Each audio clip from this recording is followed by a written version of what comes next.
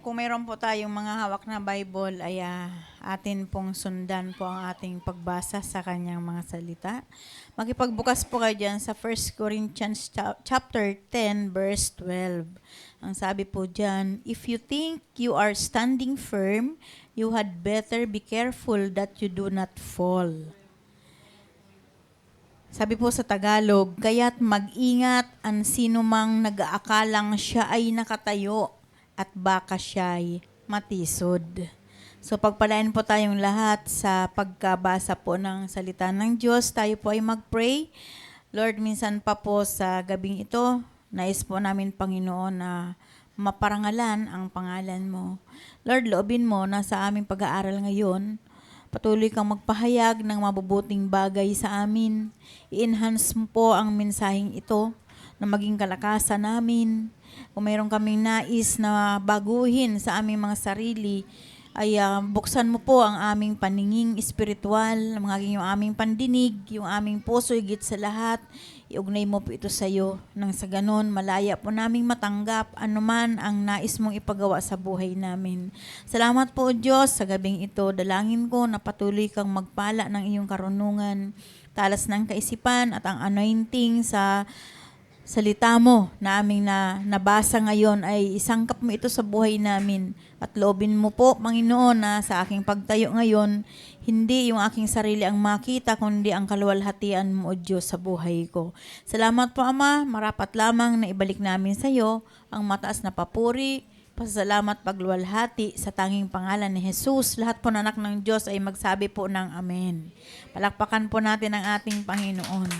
Praise God. So nakita ko po dito sa talatang ito na bagamat po payak ay it seems na may power. Yan, mayroong kapangyarihan ang salita ng Panginoon na ibinigay sa atin ngayon. Ito yung biblical na babala. Mula po ito kay Apostol Pablo. Sulat po ito ni Apostol Pablo para sa ating mga Kristiyano, mga leaders, mga mananampalataya. Kaya ulitin ko po, ang ganda po ng praise. Sabi po dito, if you think you are standing firm, be careful that you don't fall. Yan.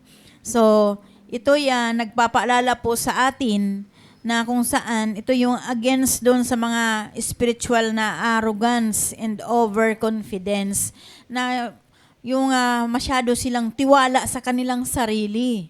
Amen po. Na akala nila nakatayo pa sila. Akala ng iba, porket may alam sila sa Biblia, kahit 2 buwan, 3 buwan, o 6 na buwan silang hindi sumamba o makipagtipon sa pagtitipon, ay nakatayo pa rin sila. Amen po ba? Ito yung tinatawag na spiritual arrogance. So, reminding us that just because we feel secure in our faith doesn't mean we are immune to temptation or sin. So, hindi ito po ay nagpapaalala po sa atin na hindi dahil sa nararamdaman natin na panatag tayo sa ating pananampalataya, hindi nangangahulugan na tayo ay makasanayan na natin yung tukso o yung kasalanan. Alam niyo po ba na yung hindi po pagdalo sa pagtitipon ay kasalanan? Alam po naman natin yan na kasalanan. Yung iba, immune na. In fact, taught pa nila word of God, pero not knowing that, sabi nga, sila ito yung mga pinapaalalahanan ni Paul na sabi nga, if we think we are standing firm, be careful that we don't fall.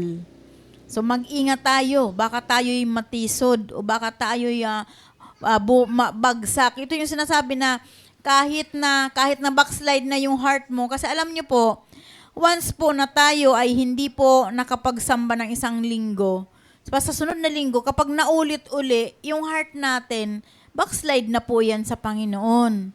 Bakit? Wala na po yung desire. Amen po ba? Wala nang desire. Kaya, minsan po, may mga pagkakataon na mayroon tayong mga kapatid na ganun yung kanilang mga spirit. Kala nila nakatayo pa sila, pero ang katotohanan, fall na pala. Down na pala sila. Yan. So, hindi nila alam. Naging immune na kasi sila sa kasalanan. So, kinasanayan na nila yon na yung hindi pagdalo sa pagtitipon na isang malaking kasalanan. So, paano tayo magkakaroon ng revival sa puso? Paano tayo magkakaroon ng pagnanasa sa salita ng Diyos? Pagnanasa ng makipagtipon kung ang puso natin ay malamig pa sa yelo. Amen po? So, nakaka-relate po ba tayo doon? If we look back the history of Israel, so alam niyo po ba, kung babalikan po natin ang kwento po ng mga Israelites, amen, so mayroon, ito yung mga paalala na sa pamagitan ng kwento na kung saan, at talagang pinapaalala doon sa mga mananampalataya na tayo ay manatili tayong maging watchful tayo. So, mapagbantay tayo. Bantayan. Ano yung dapat daw nating bantayan? Dapat po nating bantayan yung pride at yung self-reliance as even strong individuals can stumble. So, si Paul, nag-urge siya, Paul urged the believers to remain watchful against pride and self-reliance as even strong individuals can stumble. Kahit daw po na matatag, kahit na nga, kung yung matatag na ay bumabagsak pa, how much more yung ilang buwan ka na nawala sa pagtitipon. Amen po ba? Amen. This warned us against pride. So, ito'y nagpapaalala at nagbababala sa atin patungkol sa ating mga pride, yung ating ego.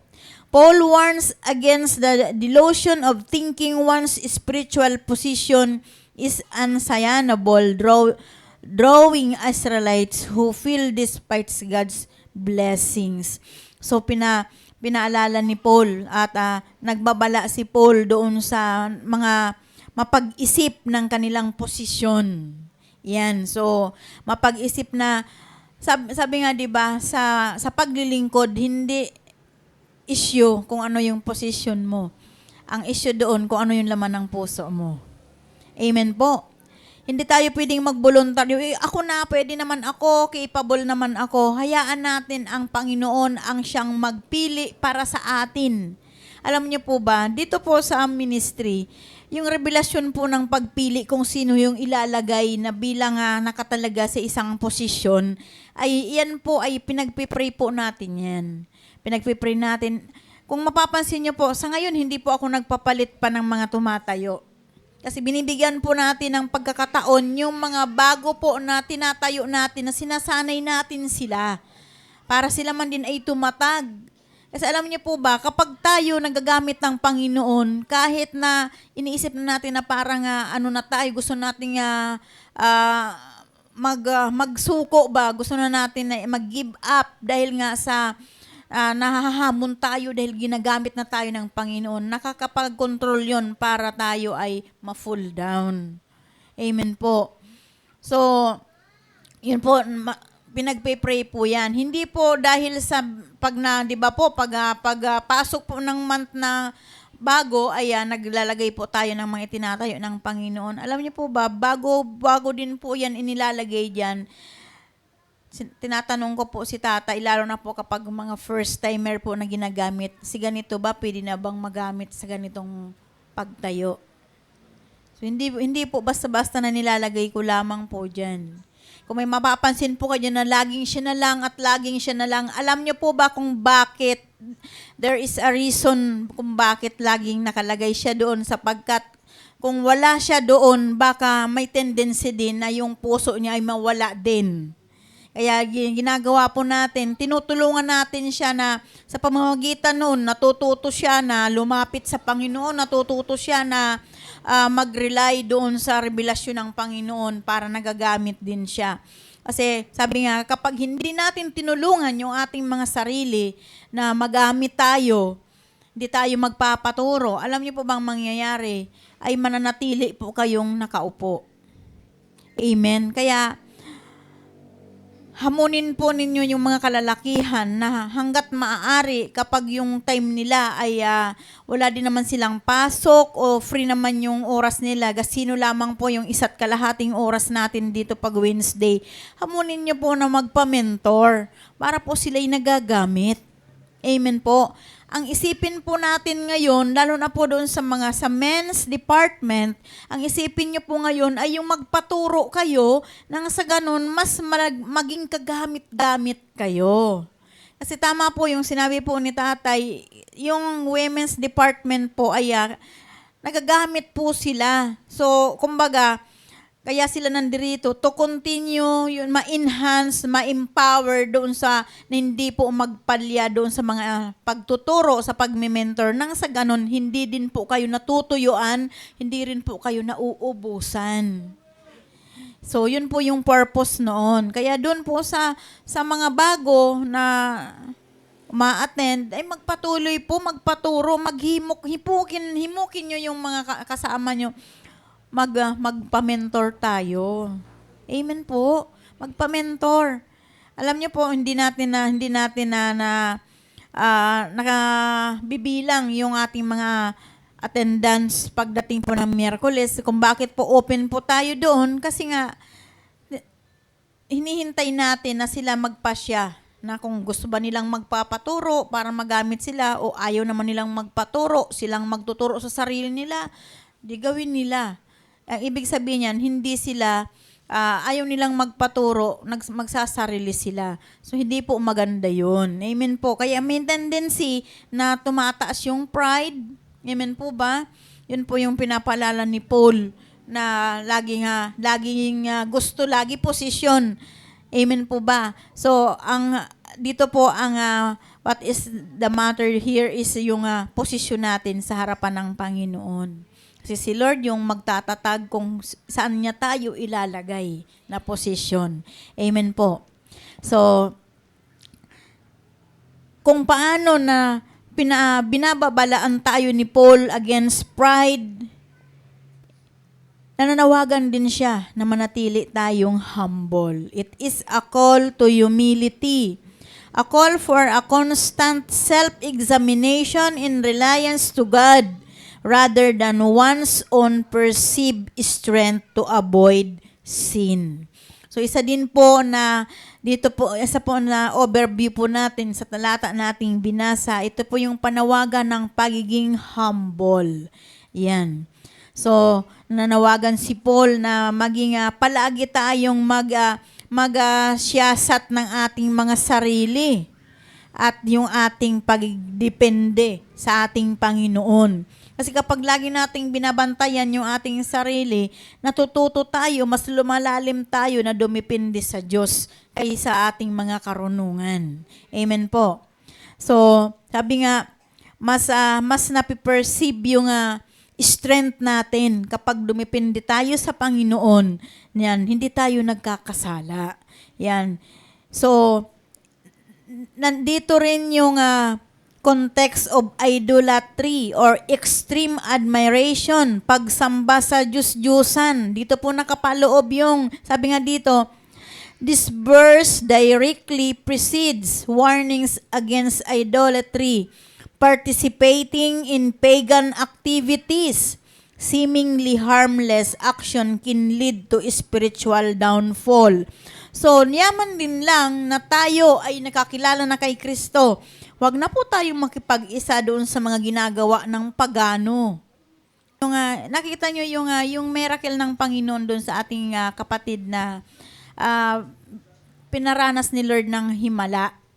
Nasabi niya nung Sunday, Sabado ba, nasabi niya, iniisip niya kung saan ba siya pupunta, kung sa gawain ba ng Panginoon o kung doon sa orientation ng, sa school. So, mas pinili niya yung pagpunta sa gawain ng Panginoon. Sabi ko sa kanya, kalulugdan ng Panginoon yung ginawa mong desisyon. So, alam niyo po, si Lord, lagi siyang nagpapakita ng himala doon sa mga mahina ang pananampalataya. So, sa pamamagitan ng himala na pinapakita ng Lord, yung mga mahihina, lumalakas. Kaya tingnan nyo, alam niyo po, instant healing po yun nung Sunday.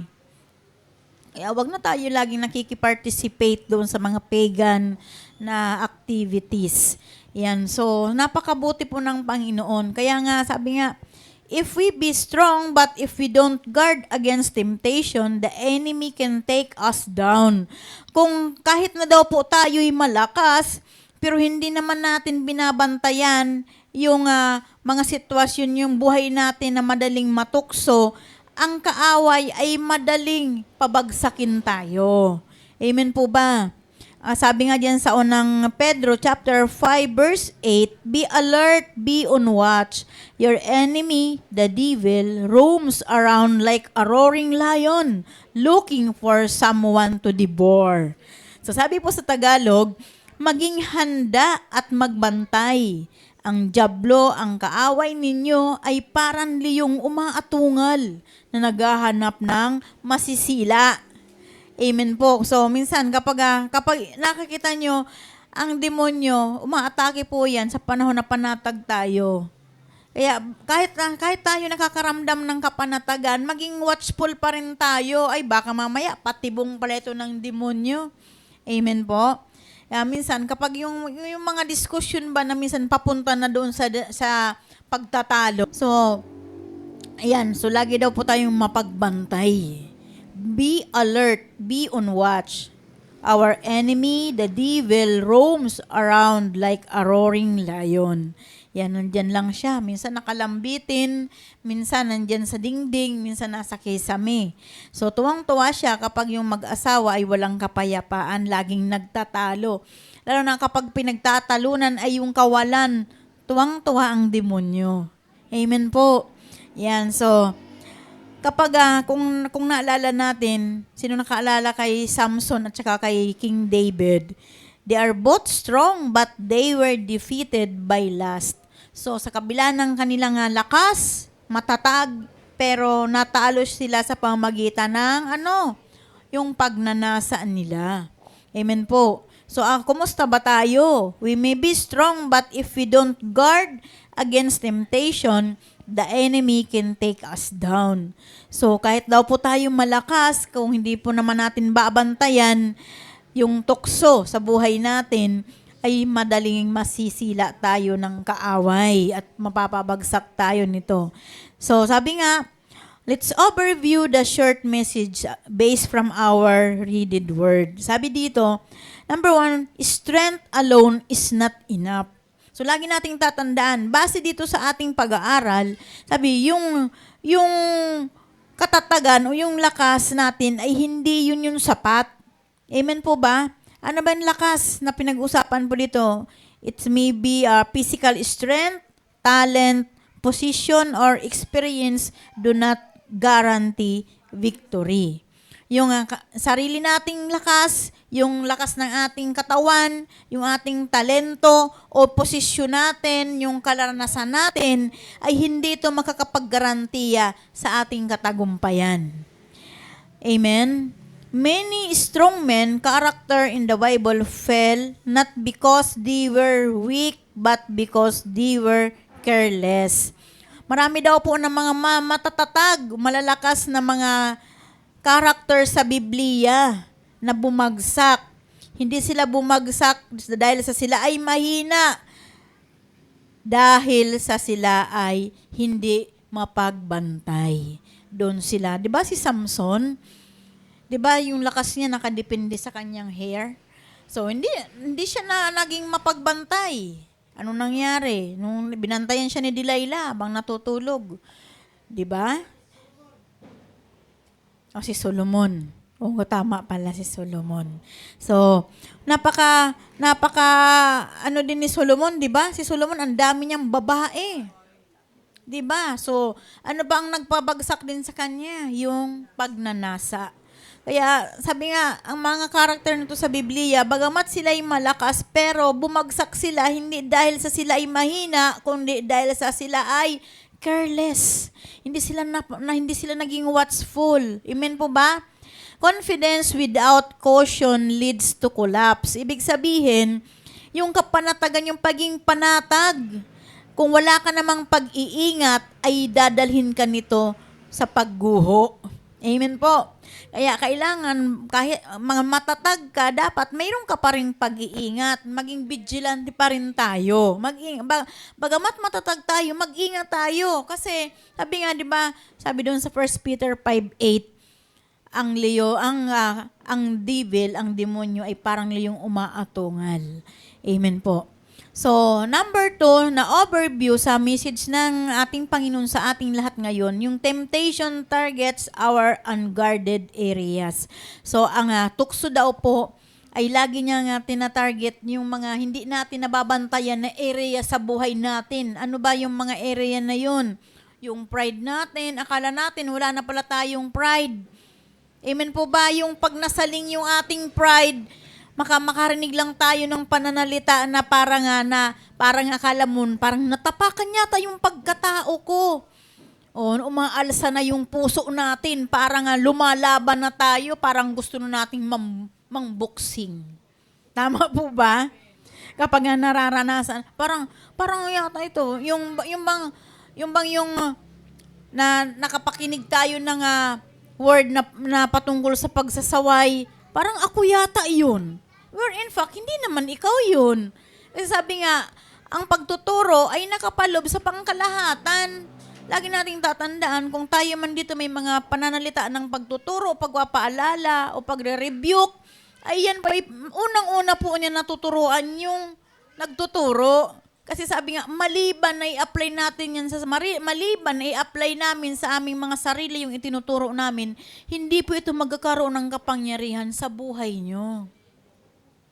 Amen. So, kailangan kami muna yung tinuturuan ng Panginoon kasi sino ba yung unang binigyan ng mensahe ng Diyos? Di ba yung presider? So, ibig sabihin, siya yung tinuturuan una ng Panginoon bago yan bababa sa inyo. Kaya nga, ang tawag yan ay impartation. Yan, ini-impart namin. So, ibig sabihin, si Lord nagbaba ng revelasyon sa amin, tinuruan niya kami, at para naman kami makapagturo sa inyo. Yun, yung pagtuturo na mag-ingat tayo. Kaya, ang tukso, yung pagtutukso yung panic po kasi, tukso yan eh. Panapanatag ka, tapos biglang kang magpapanik. So, tukso yan. So, mga unguarded ba na area sa buhay natin na minsan hindi natin alam kung paano natin i-handle ang pagbiglaan. Amen. So sabi nga dito, the enemy does not attack where we are alert. So, ang kaaway daw po ay hindi siya umaatake kung saan na area sa buhay natin na alerto tayo. So, doon sa mga bagay na hindi tayo naging alerto, doon siya umaatake sa atin. Amen po. So, inaatake niya yung ating pride, yung ating pananampalataya. Amen. So, minsan yung pagpagod tayo, yan yung mga unguarded area sa buhay natin. Na kapag pagod tayo, di ba? Pag pagod tayo, huwag mo nga akong kausapin. Napapagod ako. Totoo, hindi. Ayan. Yan. So, umatake naman ang demonyo doon sa compromising spirit. Yung nakikipagkompromiso tayo. O din natin na namamalayan, saka na lang natin na namamalayan, inatake tayo ng demonyo, nakapagkompromiso na pala tayo. Amen po ba? The strongest warrior falls when he drop his guard. So, ang malakas daw po na mandirigma, ito ay bumabagsak kapag pinapabayaan niya yung kanyang gwardya. Amen. Kaya, wag laging tayong pabaya. Kayo, sino ba yung kinikilala niyong gwardya niyo? Siyempre, ang ating kinikilalang guard natin ay ang Espiritu ng Panginoon. Lagi lang nating tawagin ang Holy Spirit. Holy Spirit, fall on me, Lord. Dwell on us, Lord. Dwell on me, Lord. So kapag ikaw lang, lagi mong tawagin ang Holy Spirit. Kasi ang Holy Spirit, nandyan lang yan. Lagi yan nakatingin kung saan yung direksyon na nilalakaran natin. Kaya minsan, di natin nararamdaman kasi hindi na naman ina-acknowledge na nandiyan siya. Pero kung lagi natin i-acknowledge si Holy Spirit, kahit saan tayo magpunta, sabi nga, wherever we go, whatever we do, the Lord is with us. Kasama natin siya. Amen. Number 3, overview is that the enemy is patient and strategic. So, ang kaaway daw ay mayroong mga estratehiyang ginagawa si Satan. Satan left season for a season. Temptation often cures, open victories. During rest, we are feel secure. So kapag tayo nagpapahinga, umaatake si Satan. Amen, di ba? Minsan, kapag tayo, di ba, nakaranas tayo ng pagod, kapag nagpapahinga na, parang kapag gusto mo nang tumayo, gusto mo nang bumangon, hindi ka pa makabangon, gusto mo nang mag-devotion, hindi mo magawa. Hindi mo na mamalayan, inaatake ka na pala ng kaaway. Amen po ba? Yan. So, number 4, guarding ourselves is a daily responsibility. So, yung bantayan daw po yung ating mga sarili, ay ito yung araw-araw na responsibilidad natin. Nang sa ganun, hindi na tayo na detempa na mapahiwalay sa kalooban ng Diyos. Sabi nga sa Proverbs 4:23, we must guard our heart, our eyes, and our habits. So ano daw ba yung mabantayan natin? Yung puso natin, yung ating mata, at yung ating mga habit natin, yung mga ginagawa natin, yung mga gawain natin. Proverbs 4:23. Yan, lagi nating babantayan yung puso natin. Lagi nating babantayan yung mga paningin natin. Amen po ba? Hello? At lagi nating babantayan yung mga ginagawa natin. Number 5, spiritual strength is dependence on God.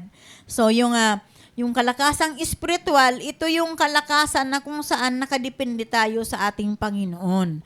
Yan yung ating dapat laging pipiliin. Ano yung dapat nating gawin? Sabi sa Ephesians 6:11, we must put on the whole armor of God. Ano yun? Yung isuot natin yung baluti ng pananampalataya.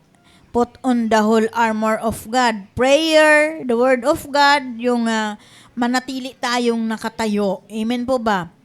We don't overcome temptation by willpower, but by walking with God. So, hindi natin mapagtatagumpayan ang tukso sa pamamagitan ng karunungan, yung kapangyarihan na nagmumula sa ating karunungan. Mapagtatagumpayan lamang natin ito sa pamamagitan ng paglakad natin sa katwiran. Amen. So, maging matatag tayo. Huwag tayong na mawawala ng pag-asa. Sabi nga, ang manatili daw na malakas ay mabuti. Pero mas mabuti kapag nanatiling na tayong binabantayan natin yung ating mga sarili. Yung being humble sa harapan ng Diyos ay mas pinabuti. Amen. Ulitin ko. Yung paging malakas, mabuti po yan. Pero yung palaging binabantayan ang sarili ay mas mabuti. At yung patuloy na paging humble sa harapan ng Diyos ay lalong mas pinabuti. Amen po. So, ibig sabihin, kapag lalo nanatili tayong humble sa harapan ng Panginoon, hindi natin mararamdaman na nagkakaroon tayo ng pride, ng pagmamalaki. Kasi humble tayo sa harapan ng Panginoon. Kaya, we must stay strong, but stay watchful because temptation ignored today can become defeat tomorrow. Yung sabi nga, manatili tayong malakas at manatiling mapagbantay dahil ang tukso kung napagtatagumpayan man natin ngayon at sa kinabukasan, pwede pa rin naman natin na matalo ang kaaway. Amen po. So, be watchful. So, baka akala natin nakatayo pa tayo. Mag-iingat po tayo at baka tayo ay matisod. Amen po. 1 Corinthians 10:12. Amen. So, salamat sa Panginoon at nawa ay meron po tayong natutunan na mai-apply natin ito sa ating mga buhay. Alam niyo po ako, natutunan po ako dito sa talatang ito. Praying na matuto din po kayo. The one who thinks he is standing firm should be careful not to fall. Yan. Ang sino man daw po na nag-iisip na siya ay nakatayo pa ng matatag, ay dapat siyang mag-ingat, baka siya po ay matisod. Sabi sa sa aking Bible na pinagkuhanan nito sa Diglot, kaya't mag-ingat ang sino mang nag-aakalang siya ay nakatayo at baka siya ay matisod. Yan. So, mag-ingat po tayo. Huwag tayo laging nanangan sa ating mga sariling karunungan. Lahat tayo dumipinde sa karunungan ng Diyos. Lagi natin sa ating pagbabasa ng Biblia, lagi natin i-acknowledge ang pagsama ng banal na Espiritu. Sa alam niyo po ba, yung pag-aaral po ng Biblia, sabi nga, maliban na maisabuhay natin ito, hindi ito magkakaroon ng kapangyarihan sa buhay ng isang nagbabasa. Yan. Kaya, alam niyo po, kapag pinag-aralan po natin ang Biblia, makikita niyo na hindi lang ito basta Biblia. Kung paano ito naging Biblia, kung paano ito naging napasa kamay natin. Bago po ito nahawakan natin, marami na po ang humawak dito. So, doon pa mga sinauna pa man, mga apostol, mga guro, mga Bible scholar, bago nila yan nahawakan, marami na pong humawak niyan. Kaya kung pag-aaralan po natin ito ay mahaba po na pag-aaral. At parang sabi ko sa akin lang napalagay, parang hindi ko pa siya pwedeng mai-apply, maituro. Dahil ito po yung aming pinag-aaralan po ngayon sa aming masteral. So, mahirap po na mag-aral kapag ang puso natin ay hindi nakadepende sa Diyos. Yung iba, simple-simple lang, kahit na wala na sila sa pagtitipon, nagko-quote sila ng word. Pero sa atin, kinikilala kasi natin kung saan ba siya nakapokus. Kung saan kasi natin ipinopokus yung ating puso, ay iyon yung ating first love. Yan. Kaya maging mapagbantay tayo. Bantayan natin yung ating mga sarili, lalo na po yung mga, minsan sa ating buhay, di ba sabi nga, yung mga unguarded area sa buhay natin, na doon umaatake ang kaaway. Yan. So, wag nating hayaan na yung mga unguarded area ay manatiling unguarded. So, kailangan bantayan na natin. Sa buhay ba natin, kayo, ano ba yung area sa buhay nyo na hindi nyo masyadong pinapansin? Hindi nyo nababantayan. Madali kayong masaturate ng spirit ng negative. Di ba po? Kaya, yun po yung ating mga babantayan ngayon. Dapat nasa atin lahat yung fruit ng Holy Spirit. Nang sa ganun, kapag sa ating lahat yun, ibig sabihin nun, guarded tayo ng banal na Espiritu ng Diyos. At makikita yun sa ating pagsasalita, sa ating pagkilos, sa ating mga gawa. To God be all the glory. We thank you, Father God, for this evening, for your message for us. Salamat po, Panginoon, nawa ay meron po kaming natutunan, may apply namin sa aming mga buhay at may transfer naman namin to sa aming mga pamilya. Lord, gamitin mo po kami para sa iyong kapurihan. Salamat po, Diyos. Ibinabalik po namin sa iyo ang mataas na papuri, pasasalamat, kaluwalhatian sa pamamagitan ng banal lingkod na si Jesus. Amen. Praise the Lord.